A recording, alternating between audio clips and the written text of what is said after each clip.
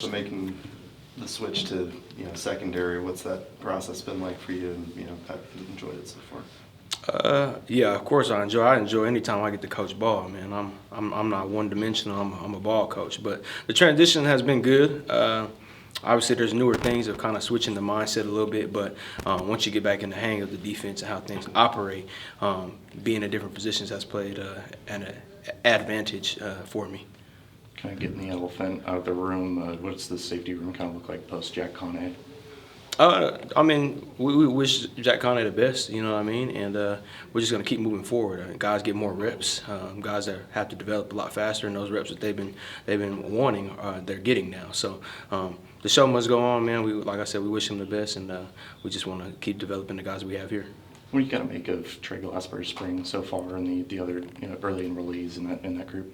They catch on fast, and they catch on from being thrown in the fire. That's how it's always been here. So we always eat our young. So he's been thrown in the fire, and he's held his own. That's why he came here, though. So talking to him and Zeph and Walker, those guys aren't here to just kind of be here. You know what I mean? You're here to get ahead. That's what you chose to do, to forego some high school things and to come out here and start developing.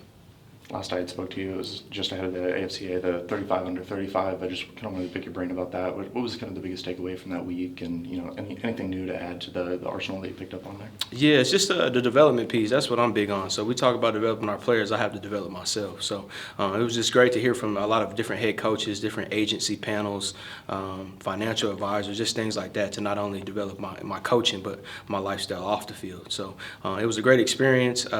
Things that I can take away to, better my team here and pass on to the next young coach. A guy like Jaheim coming into spring in a different place on the roster than maybe a year ago. How have you seen his development and growth on the field?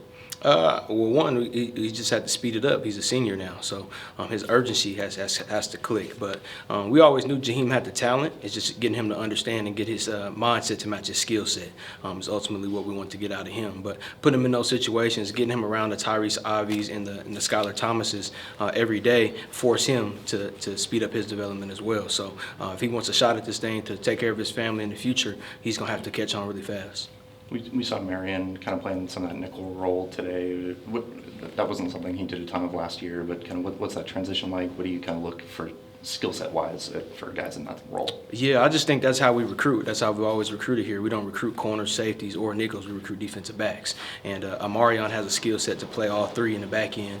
So just moving those guys around so that way they have a role. And when those guys feel like they have a role, they want to be here, and we'll use them down the stretch. So with guys leaving here, you know what I mean, we want to be able to move those guys around and give them an opportunity to go out there and play, and that way we can make them versatile for the next level as well. It seems like one of the things Coach Bray did in the offseason was to structure the defensive staff to break the groups down a little smaller, a little more detailed. Did that on the line and the edges and with you and Coach Chance. How do you and Coach Chance work together and divvy things up, and how do you think that helps the secondary? I think it just gives the players more attention. You know what I mean? Having two voices in the room, more detail on the install, being able to go out there and work multiple things where we kind of work a two-man circuit, as far as working skill sets and things like that. So I think Coach Bray did a great job of boosting up the staff with the veterans to kind of counter the young coaches that we have. So it's a great combination. That way we give our players more attention. They're always in the building. Somebody's always here for them. And I think it's already paid dividends. You've obviously worked with secondary in the past, kind of going back to them. Did that time with the linebackers, new perspective, see things a little differently after having done that? Absolutely. It's just not a bird's eye view, you know what I mean, and seeing the whole picture and explaining to these guys how the defense works. Because it's not going to be called this name in a pro defense, you know what I mean? So being able to teach them, and that way we can develop them and understand the game of football. Because these guys may have to play other positions, or just understand it so that way they can go out there and make more plays, have a better diagnosis of pre-snap reads and things like that can help them create more plays for the Beavs. When you kind of looking at that top-down approach, what's kind of been the biggest change you've seen in this defensive group as opposed to last year's? Just the sound, being sound as a defense. Obviously with Coach Bray coming back and having more of an understanding of it, I think these guys are more dialed into how the defense operates and the moving pieces of it. So being top down, just seeing the whole picture with these guys, being able to explain why we do things and how they're supposed to be executed to make it ours ultimately. You were talking about you don't recruit corners or nickels or safeties, just defensive backs. How does that work with a guy like Cy, who got a lot of run last year at that nickel spot, may or may not primarily be a nickel this year with Noble back?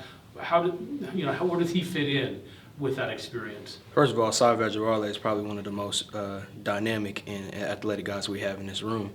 He has the ability to be as good as he wants to be. He has the ability to go outside and play a fast corner if we need it, or a shifty guy. He can play in the slot. And he got thrown in the fire last year as a freshman and kind of got beat up a little bit, but it'll be good for him to kind of heal those wounds and go out there and be able to execute. I can move him back to safety if I wanted to, because he understands how the defense operates. So, like I said, being able to put those guys in different positions plays advantages for the Beavers, and they have to understand that as we talk in the room. So when you talk about having multiple coaches in the room, where there's also multiple positions in the room. So those guys have to have an open ear when we're coaching up other guys as to what they're supposed to do if they get thrown in another position. Kind of with Jaleel Tucker, obviously, he's had a number of stops, but it kind of seems like this will be one of the last if everything goes according. What have you kind of seen out of him, and what's kind of the missing piece been for him that you guys think he can unlock this season? Yeah, I think he just brings a lot of speed. You know what I mean? And obviously, the journey that he's gone on after his first stop. He brings that too. So a lot of life veteranism that he can bring to these younger guys. I think he's happy here. He's handling the things off the field that he needs to, so he can focus on the field. But he just brings another dynamic piece to the secondary that is unique. So if we need him to match up on somebody, we have that tool as well. So we look at the room as a big toolbox, and the deeper we can go into that, the better we'll be. Is there somebody this spring that's jumped out at you with the way, maybe the progress they've made this spring? I think Tyrese Ivey has made great strides. He got his junior college year back, and he's taken full advantage of it. I think he's been really locked in. Jaheim Patterson, the same thing. I think he's shown up really well. Skylar continues to get better.